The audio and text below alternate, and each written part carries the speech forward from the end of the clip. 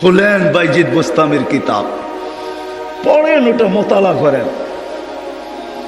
ওটা রাত্র পার হয়ে যাবে যেদিন বাইজিদ বোস্তামি 5 লক্ষ খ্রিস্টান পাদ্রি যার হাতে মুসলমান হয়েছিল, 5 লক্ষ এক বৈঠকে।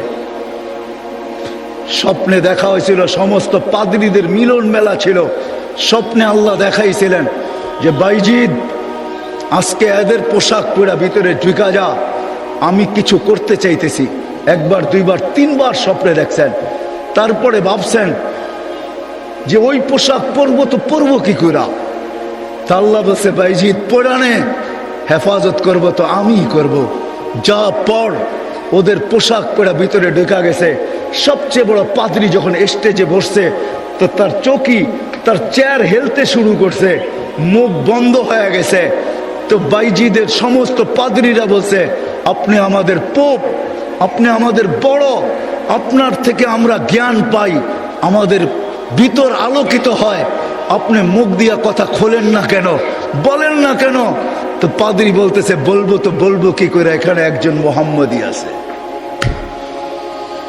বলবো তো বলবো কি করে, এখানে একজন মোহাম্মদী বসে আছে, যার কারণে আমার চেয়ার হেলতেছে, আমার মুখ বন্ধ হয়ে আসতেছে।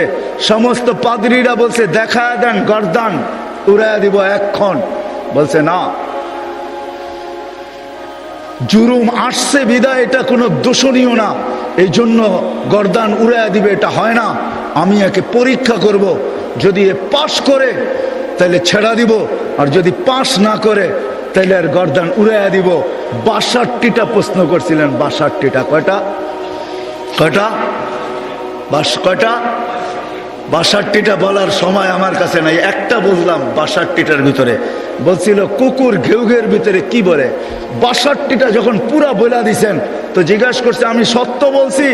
তো পাদ্রী বলতেছিল সাদাক্তা, তুই সত্য বলছ।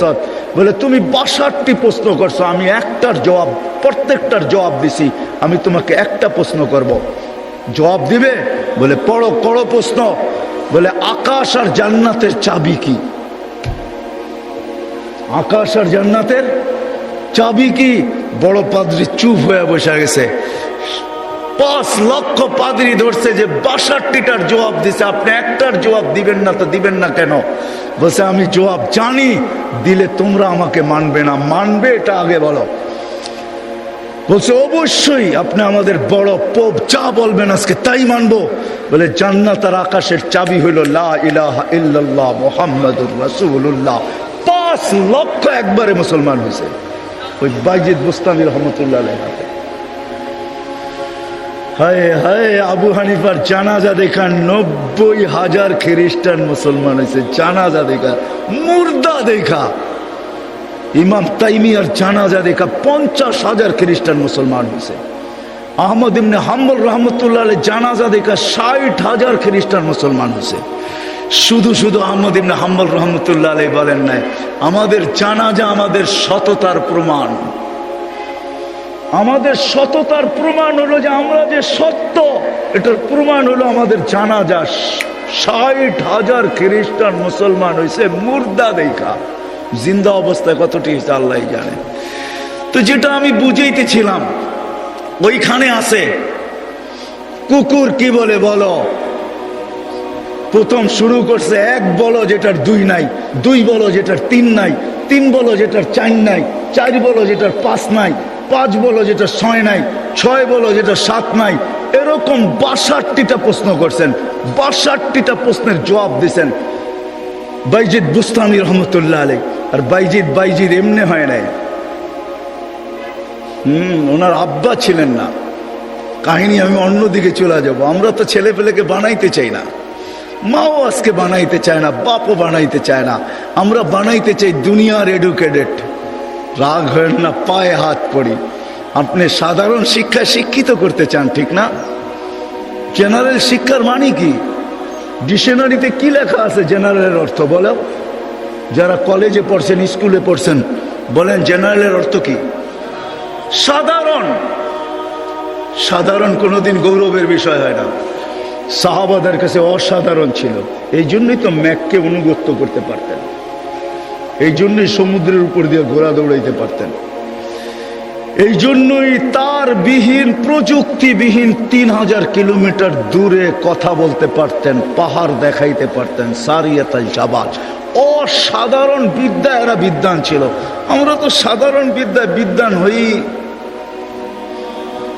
গৌরবের আর শেষ থাকে না। আমরা এডুকেটেড, আমরা জেনারেল শিক্ষায় শিক্ষিত। রাগ হয়ে যাবেন, একটা উদাহরণ দিই। আমাদের অবস্থা এরকম, এক ব্যক্তি জাপান থেকে গাড়ি কিনে আনছে, তো গাড়ির 3 দিকে জাপানি ভাষায় বড় বড় অক্ষরে লেখা। তো সে মনে করছে অনেক কিছু ভালো কথা লেখা হবে, বিদায় এটা কিনার পরে আর মুছে নাই, না মুছেই চালাইতেছে, লেখাটা আর মুছে নাই। একটা ক্রেডিটও তো আছে, ঠিক না? সামনের গ্লাসে তো লেখা যায় না, 3 দিকে লেখা, এটা চালাইতেছে। তো কোনো জাপানিজ আসছে বাংলাদেশে, তো আরেক গাড়ি দিয়া যাইতেছে, তো দেখতেছে ওই লেখা গাড়িটা সামনে দিয়া যাইতেছে, 3 দিকেই লেখা। তো মুস্কি মুস্কি হাসতেছে। তর্জমান জিজ্ঞাসা করতেছে, তুই হাসিস কেন? কই সামনের গাড়িটা দেখে হাসি। কই কেন, কি এটার ভিতরে? কই যে 3 দিকেই তো লেখা, ও মোছে নাই কেন এটা? তা তো বলতে পারবো না, ও এটাকে ক্রেডিট মনে করছে, জাপান থেকে লেখা আসছে, এত সুন্দর লেখা, এটা মুছার আর কি দরকার? আমি চালাই না, আমার মতো লেখাওয়ালা গাড়ি তো বাংলাদেশে একটাও নাই, ঠিক না? একটা বাবতও আছে, ঠিক না? পৃথকত্ব তো আছে আমার একটা। তো বলে যে এইটা দেখে হাসতেছি কেন জানিস? এই গাড়ির ভিতরে লেখা আছে তরকারি বেচার গাড়ি। কি লেখা আছে? পিছনেও লেখা তরকারি বেচার গাড়ি, ডাইনেও লেখা তরকারি বেচার গাড়ি, বামেও লেখা তরকারি বেচার গাড়ি। খালি সামনের গ্লাসে লিখতে পারে না, তাইলে লুকিং নষ্ট হয়ে যাবে, কেমনে দেখবে আর কেমনে চালাবে। আমরা আজকে সাধারণ শিক্ষায় শিক্ষিত হয়ে আমরাও গৌরব করতেছি, আমরা বড় এডুকেটেড। সাহাবা অসাধারণ শিক্ষায় শিক্ষিত ছিল। এটা আমার বোঝানোর ইচ্ছা না। বাইজিদ বুস্তামি রহমতুল্লাহ আলাইহ মার কোরবানির কারণে উনি বাইজিদ হয়েছেন, ওই কাহিনীর দিকে নিয়ে যেতে চাই না আপনাদেরকে। আমার হাতেও সময় নাই যে আমি ওই দিকে নিয়ে যাব। ওনার ছোট বয়সে বাপ মারা গেছে, মা পরের বাড়িতে কাজ করতেন। 2 দিন পরে ভাবছেন, আমি যদি এইভাবে ছেলেটাকে কোথাও না দিতে পারি তাইলে আমার ছেলেটা হারায়া যাবে। আমি তো মা পরের বাড়িতে কাজ করি। খুঁজতে খুঁজতে এক আল্লাহওয়ালার সন্ধান পাইছেন। মানুষ বলছে ওই আলেম ওইখানে আছে, আল্লাহওয়ালা ও আলেমও। যদি তোমার ছেলেটাকে নেয় বা তুমি যদি দিয়ে আসতে পারো তাইলে হয়তো তোমার ছেলে মানুষ হয়ে বাহির হবে। যা হাতে পায়ে ধরছেন, আমি বিধবা, আমার কোনো সন্তান নাই, স্বামী নাই, আমি পরের বাড়িতে কাজ করি, আমি চাই আমার ছেলেটা মানুষ হোক, আল্লাহওয়ালা হোক, দিনদার হোক, আল্লাহর এলেমওয়ালা হোক, আপনাদের মতো আলেম হোক। আপনি দয়া করে আমার ছেলেটাকে রাখেন। শাইখ রাজি হয়েছে, মা শর্ত দিছে, আপনি আমার ছেলেকে ওই দিন পর্যন্ত বাড়ি পাঠাইতে পারবেন না যতদিন পর্যন্ত আপনার মতো না বানায় দেন। শাইখ অঙ্গীকারবদ্ধ হয়েছেন যে আমি পাঠাবো না যতদিন পর্যন্ত আমার মতো বড় না বানায় দেই। 2-4 দিন পরে মাস গেছে, 2-4 মাস পরে বাইজিদ কাঁদতে শুরু করছে যে সবার বাবা আসে, মা আসে, আমার মা তো পরের বাড়িতে কাজ করে, আমার মা তো আসে না। ও শাইখ আমাকে একটু মাকে দেখতে দেন না। তো শাইখ বলছে, তোমার মার সাথে আমি ওয়াদাবদ্ধ, আমার মতো না বানানো ব্যতীত তোমাকে পাঠাবো না। বলছে না, আমি মাকে দেখতেই চাই। ছোট কচি বাচ্চা, শাইখ তার দিল ভাঙতে চান না। একদিকে ছুটি না দিলে বাচ্চার দিল ভেঙে যায়, যেটা মেড ইন আল্লাহ। আরেকদিকে ছুটি দিলে মার অঙ্গীকার ভেঙে যায়। শাইখ তখন বলছেন, বেটা ছুটি দিতে পারি, এতগুলা সবক যদি তুই আজকে আমাকে শুনাইতে পারিস, কোরআনের এতটুকু যদি মুখস্থ শুনাইতে পারিস। বাইজিদ বুস্তামি কোরআন নিছেন, হাত উঠায় দিছেন, মালিক মাকেই তো দেখতে যাব, কোরআন তো দিলের ভিতরে তুই জমায়া দিবি, তুই না দিলে তো আমি মুখস্থ করতে পারবো না। চোখের পানি, কচির ঠোঁটের পানি ছেড়া দিয়া বাইজিদ যখন হাত তুলছেন, পৃষ্ঠা উল্টাইতে ছিল কথা। কোরআন যেন ভিতরে যেরকম আমরা আমাদের মোবাইলের ভিতরে নেই, ব্লুটুথের মাধ্যমে, শেয়ার হিটের মাধ্যমে, হোয়াটসঅ্যাপের মাধ্যমে সে পৃষ্ঠা উল্টাইতে ছিল, কোরআন তার ভিতরে গাঁথতে ছিল। যতটুক সবক শাইখ দিছে এর চেয়ে বেশি যায় বলছে শাইখ রেডি হয়ে গেছে। বলছে তুমি এটা মুখস্থ করলা, তো করলা কি কইরা? মুচকি হাসি দিয়া বলছে, শাইখ কালাম যার সে বসায়া দিছে। তো শাইখ বুঝছে এটা কোনো সাধারণ ছেলে না, ছুটি দিছে, বাড়িতে গেছে, দরজা খটখটাইছে। মা জিজ্ঞাসা করছে ভিতর থেকে কে? বলছে বাইজিৎ। বলছে না, আমার বাইজিৎ আসতে পারে না। আমি তো শাইখকে বলে আসছি বাইজিৎ ওই পর্যন্ত আসবে না, যেই পর্যন্ত শাইখের মতো না হয়, আল্লাহওয়ালা না হয়, আমার বাইজিৎ আসবে না। তুমি আমার বাইজিৎ হতে পারো না। মা দরজা খোলেন নাই। মাও এরকম ছিল। এই জন্যই তো বলে মা যদি ফাতেমা হয় তো সন্তান হাসান হুসাইনি হয়, মা যদি ফাতেমা হয় তো সন্তান আব্দুল কাদের জিলানি হয়। মা যদি এরকম হয় তাইলে ছেলেও বাইজিৎ বুস্তামি হয়। বাইজিৎ ফিরে আসছে, এসে বলছে শাইখ আমাকে আর ছুটি দিবেন না। আম্মা দরজা খোলেন নাই। আম্মা মানতেই রাজি ছিল না যে আমি ওনার বাইজিৎ। একাধারে যখন 1 বছর 2 বছর 12 বছর কাটা গেছে, তার পড়া কমপ্লিট হয়ে গেছে।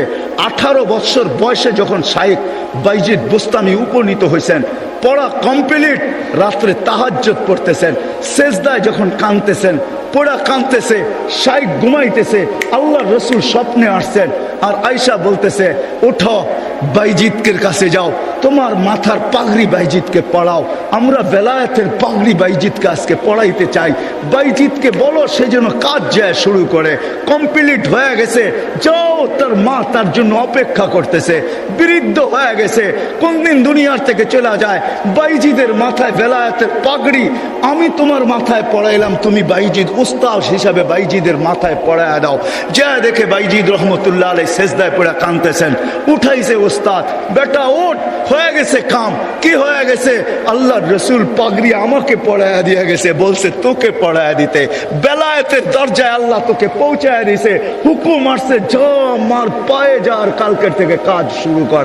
ওই দিন যা যখন দরজা খটখটাইছে, মা খুইলা জড়ায়া ধরছেন।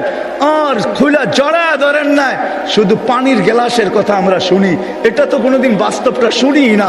মা বুকে জড়ায়া ধরে নিয়া মাও দেখা ফেলছেন, মাও শুনা ফেলছেন। আল্লাহ রসুল মাকেও শুনায়া দিছে। মা বুকে জড়ায়া ধরে বলছে আল্লাহ যেটুক পৌঁছাইছ বাকিটুক আমার দোয়ার দ্বারা পৌঁছায় দেয়। ওই দিন থেকে বাইজিদ অলিকুল শিরোমণি হয়ে গেছে। মা হাত তুলছেন।